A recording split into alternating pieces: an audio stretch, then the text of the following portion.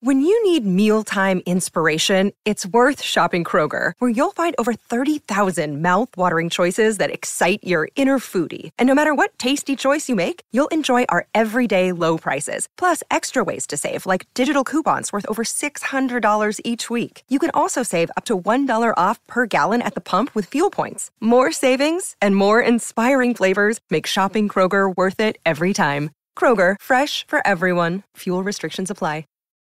Look, Bumble knows you're exhausted by dating. All the, must not take yourself too seriously, and 6'1" since that matters. And what do I even say other than, hey? Well, that's why they're introducing an all-new Bumble, with exciting features to make compatibility easier, starting the chat better, and dating safer. They've changed, so you don't have to. Download the new Bumble now. Isang magandang gabi na naman po sa panibagong episode ng Katarantaduhan Podcast. And it's your boy, Kurt, and it's your boy, Erwin. At anong pag-uusapan natin ngayon? Mainit. Mainit na mainit. Mainit pa sa mainit Pilipinas. pa sa Pilipinas ngayon, Oo, ano? Pilipinas. Kapag kung ayaw nyo mainitan, huwag nyo itong papanoorin. Sobrang init daw ngayon sa Pinas, Brad. Oo, na kinakancel nila yung mga klase. Ilan? 45? Oh, pwede ka na magprito Prito ng ng itlog sa hood ng kotse. Grabe. Kaya, Ingat kayo dyan, drink your water. Sabi nga ni Mimia. Oo. Huwag kayong, sa mga kalalakihan, huwag kayong uupo sa hood ng kotse. Baka maluto. Parang yung ano yun yung bukas yung kalan inupuan mo eh. No? Oo, di ba? Imagine mo sa yun. point na. Napaka, ano yun? Egg and sausage. Egg and sausage. Egg and sausage. Anyway, ang topic natin ngayon ay ano ang mas masarap? Ano mas masarap? Jollibee chicken or babaeng walang boy best friend? Grabe naman yan. Jollibee chicken o babaeng walang boy boy best friend. Saan ba nang galing yung topic na yan? Galing to sa ating TikTok follower. Ang pangalan niya, si Dakat. Pusa. Meow. Dakat na dakat. Dakat na dakat. Ikaw, ano ba take mo sa mga babaeng nagbo-boy best friend na yan? Ano ba? Una-una sa lahat, okay lang naman mag-boy best friend eh. Ibig sabihin, okay lang naman sa akin yun. Pero, pagka... Ito may boy best friend pero may jowa. Ano? Ayun. Ayan. Yun yung sinasabi ko, okay lang na magka-boy best friend ka. Kahit may jowa? Kung wala kang jowa. Okay, kung wala kang jowa. Okay. Pero kung meron ka pa rin namang boy best friend, tapos may jowa ka na, dapat may boundaries na. Totoo yan. Kasi di ba, isipin mo, di ba, syempre. Respeto, no? Respeto. Oo, di ba, respect. Isipin mo, di ba, boy best friend, di ba? Syempre kapag, let's say, bata-bata pa kayo, syempre, iba yung relationship nyo eh. Oo. Close kayo. Oo. Hug-hug. Hawakan sa bewang. Oo, naku. Paano yung kapag jowa mo na, boy best friend, may hug-hug at hawak sa bewang? May mali siya na yun. Oo, ikaw anong gagawin mo pag ano? Ay, wala. Break na kami nun, pre. Siyempre, red flag yun eh. So, dapat sa relationship nyo, dapat kayo yung mag-best friend. Oo. Hindi ikaw dapat Hindi. yung... Paano kung nililigawan mo pa lang siya, si girl? Nililigawan mo pa lang si girl, nalaman mo may boy best friend, itutuloy mo pa ba? Bibigyan mo ba ng chance yung relasyon na yun? Brad, hindi ako pinanganak kahapon. Hindi ka pinanganak kahapon. Siyempre parang may motibo yun eh. Hindi, kasi... Lalaki tayo eh. Ang ano ko doon, let's say... Abangers yun eh. Baka na-inlove sa'yo yung si girl. Na-inlove sa'yo si girl. Na-inlove si girl, okay. Tapos, let's just say, nagbago nga yung nature nung relasyon nila. Parang syempre, wala na yung attention ni girl sa boy best friend niya. Oo. Ngayon, kayo na yung lagi magkasama. Pero, mabuting kaibigan niya pa rin. Pero hindi na sila tulad ng dati. Yung parang may, yung alam mo na, medyo touchy-touchy na Hindi lang naman sa touchy yan eh. Kasi, tingnan mo sa ganitong perspective. Kunyari, may jowa ka, di ba? May boy best friend. Ngayon, nag-away kayo ng jowa mo. Sa tingin mo, kanino mag-share yan?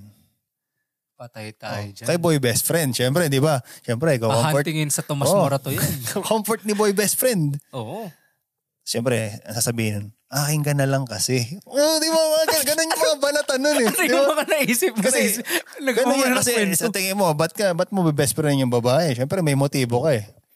Di ba? Hindi ba posible hindi ba posible na sa mundong to, hindi ba posibleng magkaroon ng talagang mag-best friend lang ang lalaki at babae? Hindi pwede yun. Hindi po sa mga dyan hindi kasama iba. Alam mo si Steve Harvey? Si Steve Harvey? Yung kay Michael B. Jordan ba yun? Na episode niya o iba pa to? Hindi, yung sabi niya, wala siyang kaibigan na babae. Kasi nire-respeto niya yung wife niya. Gets mo? Parang, paano yun? Nasa industry siya ng... Sa bagay, di ba? So, pero, I guess that's by choice. Diba? That's by choice though. Pero iba-iba naman yung tao. Pero pwede namang... May kaibigan ka pero hindi yung close talaga na... Hindi naman. For example, si Jane, magkaibigan kami. Yeah, pero hindi pero naman kayo... hindi naman kami, alam mo yung sinasabi ko? Hindi nga. Hindi yung ganun. Hindi yung ganun sa... May iba kasing parang... Ito pala. Hey, it's Kaylee Cuoco for Priceline. Ready to go to your happy place for a happy price? Well, why didn't you say so? Just download the Priceline app right now and save up to 60% on hotels. So whether it's Cousin Kevin's Kazoo Concert in Kansas City, go Kevin, or Becky's Bachelorette Bash in Bermuda, you never have to miss a trip ever again. So download the Priceline app today. Your savings are waiting. Go to your happy place for a happy price.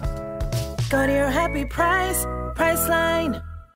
This episode is brought to you by Shopify. Whether you're selling a little or a lot, Shopify helps you do your thing, however you cha-ching. From the launch your online shop stage, all the way to the we just hit 1 million orders stage. No matter what stage you're in, Shopify's there to help you grow. Sign up for a $1 per month trial period at shopify.com/special offer, all lowercase. That's shopify.com/special offer. May boundary. Ito. Diba? May boy best friend. Paano kung yung sitwasyon, yung best friend niya, tibo, boy tomboy. Teka, baka sabihin nila, homophobic tayo dito Tatarantaduhan lang. Kasi boy best friend, kung tibo-tibo yun, technically, parang manly pa din siya. Anong mo dun? Siyempre, iba pa rin eh. Kasi, pagkalalaki talaga. Kasi, syempre, mga tomboy, may gusto sa mga babae. Yun na nga. Parang, ibig ko sabihin... Sana kita, tomboy. May gusto sa lalaki. Tomboy ka nga. Yeah, di ba? Sinasabi ko nga, yung girlfriend mo, may best friend na tomboy. Boy, best friend niya is tomboy. Okay. So ngayon... Ikaw, anong perspective mo doon? Sige. Sa akin, siguro, matatawa ako nun eh. Bakit? Wala lang. Kasi naisip ko, kung mag-cheat ka sa akin, tapos, bawa man. Parang hindi ako against sa mga, okay. Kami ni Kurt, kung ano man ang gender they, them. Mahal namin yung mga Basta, kung sino man kayo, magpakatotoo. Anak tayo lahat ni Jesus. Okay, anyways. So yun lang, parang, para sa akin, matatawa lang ako. Kasi sabi ko, naisip ko, wala namang gagawin siguro. Ewan ko kung, pero mas apektado ako kung lalaki yun. Oh, yeah. Like legit na lalaki. Ano ba dahil kasi may espada yun hindi mabubuntis eh. Oh, parang hindi kasi siguro yung thought process ko dun. Alam mo yung pag lalaki versus lalaki, parang nakakalalaki kasi. Oh, yeah. Parang natatapakan yung pagkalalaki mo as opposed to dun sa kapag halimbawa gusto niya maging lalaki pero pinanganak siyang babae. So tomboy nga siya. Kahit anong gawin mong tiwarik dyan, mas lalaki pa din ako sa'yo. So parang may advantage ka pa ding nakikita. Pero siguro, mag-iiba yung perspective lang to na Erwin. Perspective lang pero mag-iiba yung horizon na yun kapag, let's say, I don't know kung naging touchy-touchy na sila. Siyempre, isipin mo, jowa mo yun. Tapos, hinahawak-hawakan sa bewang kahit sabihin mong tombo yun. Alam mo na, siyempre, matitake advantage na yun. Totoo yun. Diba? Ikaw, pagka ikaw, tas tibo. Siguro depende kasi napakahirap na tanong yan kasi first of all, wala naman tayo kasing kaibigan na dito eh. Na atag dito yung... Na lesbian. Or bakla, di ba? Kasi wala tayo na parang gagawin sa'yo. Sa Pilipinas kasi, di ba, pag alam mo yung mga bakla, syempre mga harot yung iba. Like, kunyari, may jowa kang babae sa Pilipinas. Kasi nung high school, parang may kaibigan kaming bakla, syempre, hinaharot-harot ka. Pero yung naman, it doesn't mean na may mali siya. Yung parang nagpapatawa lang. Alam mo yung sinasabi ko? Kaso kasi ibang mga sa atin, medyo may chancing nakasama. Kasi, di ba? Ibig ko sabihin, baka di mo alam, na-violate ka pala. Naalala tuloy ako. Banatan mo. Ito. Pasintabi po sa mga... Wag na pala. Anyways. Hindi, balik tayo sa topic. Kasi sinabi natin, babaeng walang boy best friend. Paano if we flip the switch? Paano naman kung lalaking may girl best friend? Syempre, yung mga babae, hindi rin papayag dun. Parang parehas lang din eh. So sa tingin mo sa kanila, mas masarap ang Jollibee kaysa sa para lalaking may girl best friend? Mahirap magsalita kasi hindi man natin na-experience din yung ganitong Ikaw ba, nagkaroon ka ba na-experience na may meron boy best friend? Sa Tapos pinagpalit ka sa boy best friend? Friends lang daw. Friends lang daw. Ang malapit pa dito. Natatawa ako. Red flag yan red flag. Ito I'm gonna sasabihin ko dito, para tanga rin ako nun eh. Kasi sabi niya, or ko lang yun, friends kami. Tapos malalaman ko, nasaan ka?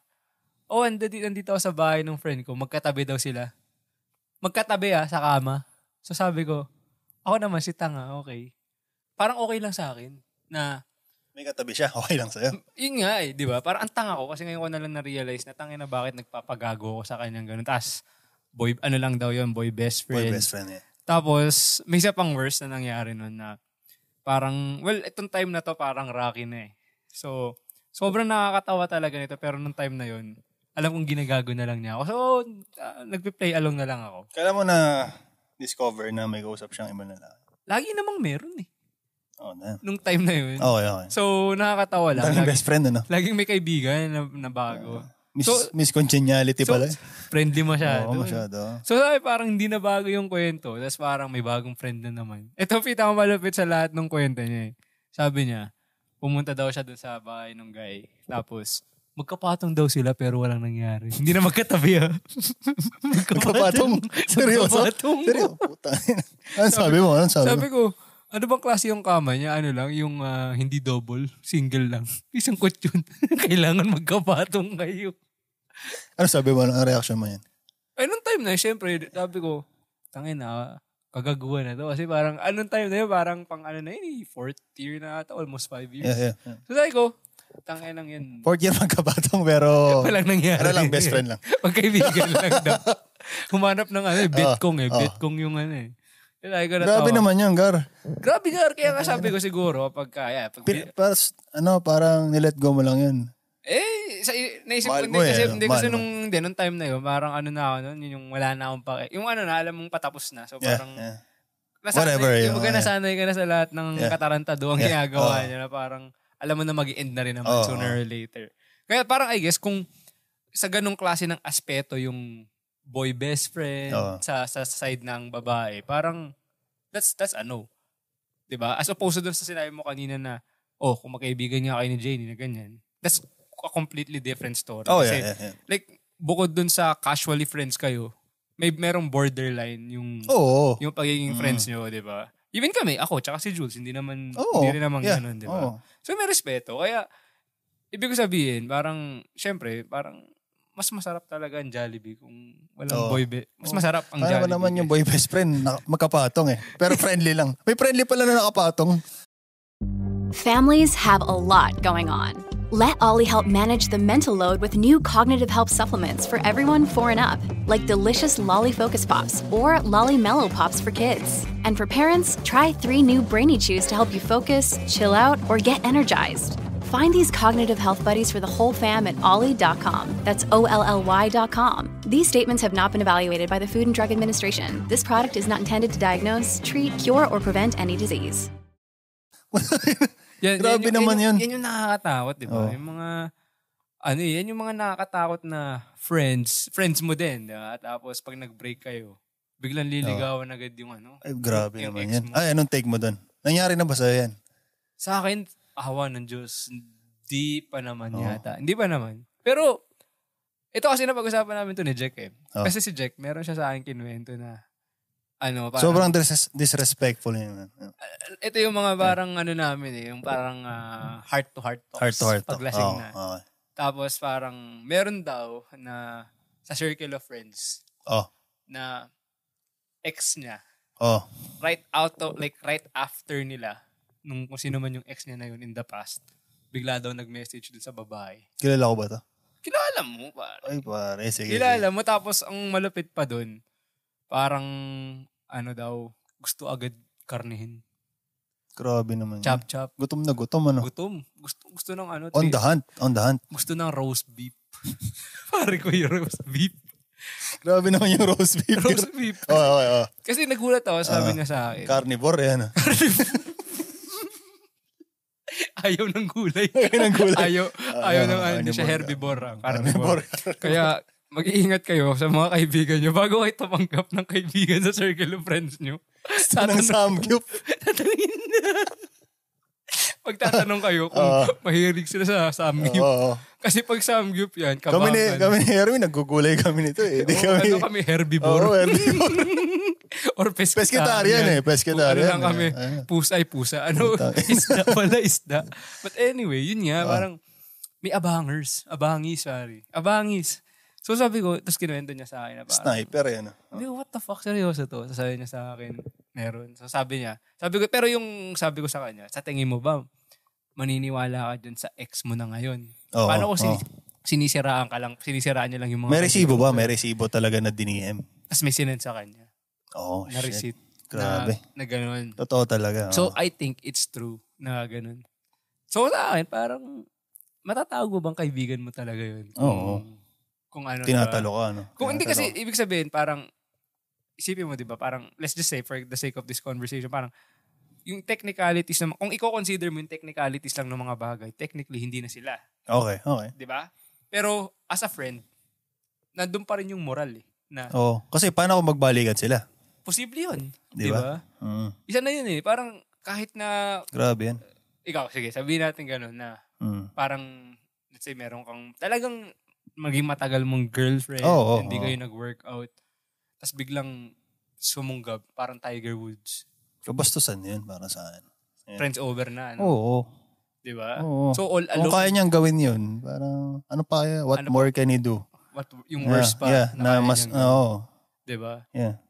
Meron ba tayong kilalang ganito? Meron siguro, pero... Ako yun lang yung so far, yun lang yung narinig ko na... Grabe naman yun, puta. Yun yung malupit dun, tapos parang di ko kaya yun. Yeah. Ibig ko sabihin, mahirap kasi parang tatalikuran mo yung pagkakaibigan nyo. Yeah. Para sa babae. Kasi para sa samgyup. Kasi kung kaya niyang gawin yun, isipin mo, ano pang kaya niyang gawin? Na nakatalikod ka. Oo, di ba? Or what if, grabe. Ano pang ginagawa niya parang, habang kayo pa lang? Oo. Hindi minimal yun eh. Talagang... Animal? Hindi minimal. Hindi minimal. Animal yun eh. Hindi minimal. Hindi minimal. Animal yun eh. Animal. Carnivore yun eh. Grabe yun. Mamal yun, mamal. Kung may ganyan kayong kaibigan, hindi na namin marirecommend yan. Oo. Ikaw ba? So far ako naman, hindi ko alam kung merong umaaligid-aligid. Pero so far, wala naman siguro. Kasi I feel like, ako kasi ngayon. We're too old for that. Wala na tayo sa era na... yung ganun. Hindi, pero kasi to, yung kay Jack nga, parang lang to yun, in the last 2 years or so. Grabe so, naman yan. medyo recent lang to, yung kwento niya sa akin. So, medyo parang, holy shit. Nung nalaman ko talaga, parang na lang yung, tapos, ang masakit pa nun, parang... Big reveal, Parang syempre, parang pinakikisamahan pa rin niya. Pero like deep inside. Pag nagkikita, parang wala nangyari, Oo. Grabe. Pero ang hirap nun, di ba? Pero kasi kilala naman natin si Jack, di ba? Tropa naman. Talagang si Jack mabait talaga. Pero sa kanya, parang sinanong ko siya, sabi ko, sa'yo ba may meaning yun? Or sabi niya, medyo nung una, meron yun, may meaning yun. Posibleng walang meaning. Hindi, yun nga kasi knowing him na mabait siya, di ba? So sabi ko parang sa una ba, anong naramdaman mo? Tinanong ko, sabi niya, syempre na-piss off ako kasi bago pa sa akin eh. Parang, yeah. Like, asan dun yung sabi niya, asan dun yung parang pagiging magkaibigan natin na parang... Respeto, walang respeto. Pero ngayon, parang after a while na sabi niya, wala na raw talaga, wala na daw siyang pake. Pero parang sabi niya, parang it just shows kung... Buwitre ba yung buwitre. Sabi niya, it just shows kung sino daw talaga yung parang alam mo yung kaibigan niya na... Lumabas ang tunay na kulay. Pero despite all that, parang tinanong ko siya, sabi ko, nagbago ba yung pakikitungo mo dun sa mga taong gumawa sa'yo nun? Sabi niya, hindi naman. Parang, pag mag-isa ako nung time na yun, parang, iniisip daw niya talaga na parang, ano pa kayang hindi ko alam. Pero ngayon, parang na daw siya, parang, okay na, hindi na daw. Kasi kahit ako, hindi ko kayang gawin yun sa tropa ko. Diba? Imagine mo na lang diba? At ako may jowa si ganyan, tapos diniyam ko, tapos pumaging babae, parang naghalikan din kami ng tropa ko.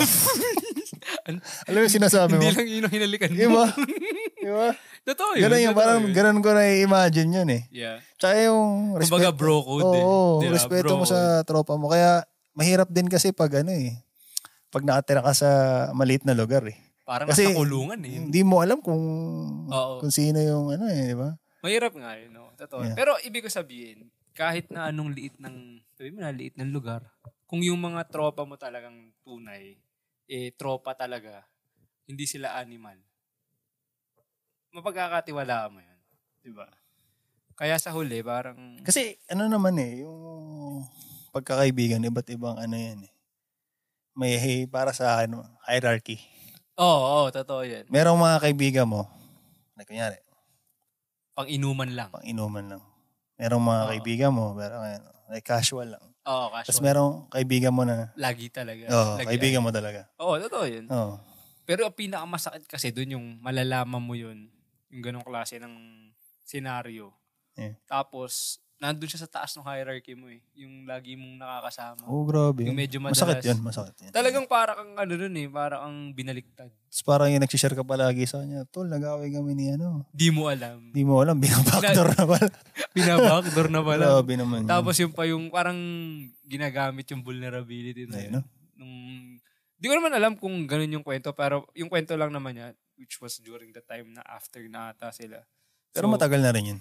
I guess matagal naman na kasi masaya naman na yung tropa ngayon eh. Diba? Kaya ganun. So, yun nga, anong takeaway natin sa mga may boy best friend and girl best friend dyan? Lalo na sa mga bata dyan. Red flag yan, syempre. Yeah. Sa mga nakakaranas ng ganitong experience, it's a sign.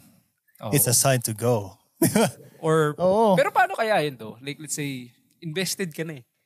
Kumbaga, parang, let's say, mahal nyo rin yung isa't isa, pero may catch. Like, kung mahal ka talaga, kung mahal ka niya talaga, bakit siya maghahanap ng ibang comfort, di ba? Does that mean na, would you Ibig sabihin ba, hindi mo na ibibigay yung comfort na kailangan niya, di ba? Would you say na parang, hindi mo pa mag-work sa partner mo nun na, for example, bakit hindi mo na lang hingin sa akin, bakit hiningin mo pa sa iba? Yung comfort na yun, di ba? Pero so it's not gonna work out. Nandun ka sa scenario na, for example, ilagay natin yung position natin sa audience natin na meron silang ganitong scenario na kung saan, matagal na kami nagde-date, let's say 5 years. Pero for that whole 5 years, meron na siyang, yun nga, boy best friend or girl best friend. Hihingin mo ba sa kanya na putulin yung parang, like fully? Oo. Like, hindi na sila pwede maging magkaibigan. Oo, lalo na yung pag very, very touchy, di ba? Oo. Tapos kung ano na pang magkausap tuwing gabi. Masakit yun. Yan, bro. Or pwede mo siyang, sige, pwede kayo maging magkaibigan, pero hindi nyo na pwedeng, hindi na kayo. Ito, scenario. Paano kung matagal na silang mag-best friend bago ka pa niya nakilala? Yun ang mahirap na. Yun nga yung magandang tanong. Anong gagawin mo? Siguro ito. So, niligawan mo siya knowing na meron na siyang boy best friend. May boy best friend talaga siya bago pa ikaw. Tapos isusumbat sa'yo. Bago pa kita nakilala. Mag-best friend na kami ni ganyan. Anong gagawin? Anong gagawin mo? Di sasabihin ko sa kanya. Di sa kanya ka sumama. Hindi naman. Pero ibig ko sabihin. Grabe naman yun. Hindi. Ibig ko sabihin kasi sobrang, ang feeling ko lang dyan sa mature. Kasi may ganong like for me sa akin toxic na agad yun eh. Kasi sign na ng toxicity yun pag sinabi niya sa yun. Pero kasi, pagka yung relationship ko is dumadating sa ganong klase ng parang rebuttal or mga sagutan, para sa akin, may mali na agad sa relationship na yun. Oo. Diba? Kasi parang sa akin, let's just say, dumating ako sa picture, mag-best friend na kayo, I would respect that. Pero, boundaries. Exactly. I would expect na, as your guy, merong kokontrolin mo yung the way you guys talk, kung ano man kayo before, that's it. That's before. Hindi mo na pwedeng gawin yung tatawag ka gabi-gabi. And syempre, ibig sabihin, hindi lang naman yun, hindi mo lang i-expect yun sa girl. Kasi as a guy, sa other side naman, dapat alam niya rin yun sa sarili niya na. Naging magkaibigan tayo, pero now that meron ka kung talagang wala kang intention na maging, alam mo yun, gusto mo lang talaga maging kaibigan sa girlfriend ko, maiintindihan mo yun. Na parang, magkaibigan tayo. Kapag nagkita tayo, magkaibigan tayo, pero hindi na yung kung ano tayo dati na parang, lagi tayo magkasama, lagi tayo magkausap. So yung gano'n, siguro sa akin, acceptable. So yung hinaharot-harot pa pag ano. Ay, iba yun. Di ba? Sa akin, iba yun. Parang nilalandi, pero wala daw mali siya. Wala din. Sa mga, kung kayo, may pinagdadaanan ganyan. Siyempre, pag mahal mo, minsan bulag ka eh. Oo. Para si Erwin, nakapatong na. Pero friendly lang. Nilet go lang, di ba? Ganun, di ba? Isipin nyo. Ilang beses sa akin. Siguro ilang beses nga. Grabe naman yan. Tapos, isipin nyo magkasama sila. Wala daw nangyari, magkapatong lang. Na ano yun, nung edad ko na yun, rent-free. Nasa isip ko yun, rent-free. Pero ngayon, bago matulog, inisip mo, kapatong lang, pero paano friends kaya lang. nangyayari yun? Dahil ko sa isip ko nun eh. Paano kaya nag-work yun? Parang magic eh. Parang sabi ko, kahit ako, mapapaisip ako dun eh. Kasi sabi ko, puta, kahit si Einstein, hindi niya masosolve yun. I know, grabe. Kahit, kumbaga, yung ganong klase ng mga interaction, it violates the laws of physics. Physical nature eh. It violates the laws. Mas yata yung sipon ko. Kumbaga, pagka nakapatong ka dun, one way or another, may gravity. Puta. Bababa yung isang part dun or something. Meron at meron grabe yun. Kaya, di ko alam to. Ngayon ko nalaman.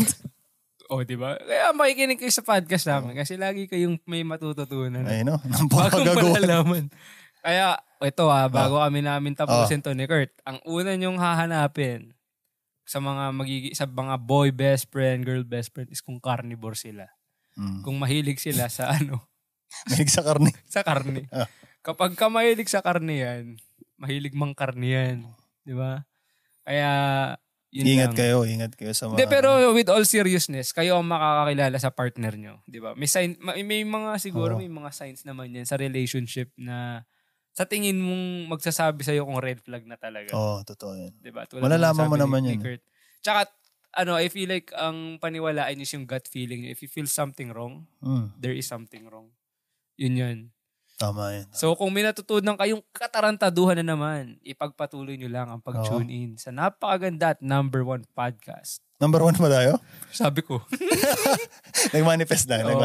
Kaya follow nyo kami, subscribe, and comment. Comment, And nasa TikTok din kami kung gusto nyo makarinig ng Random Thoughts. Alright. Hanggang sa muli, it's your boy, Erwin. And it's your boy, Kurt. Peace.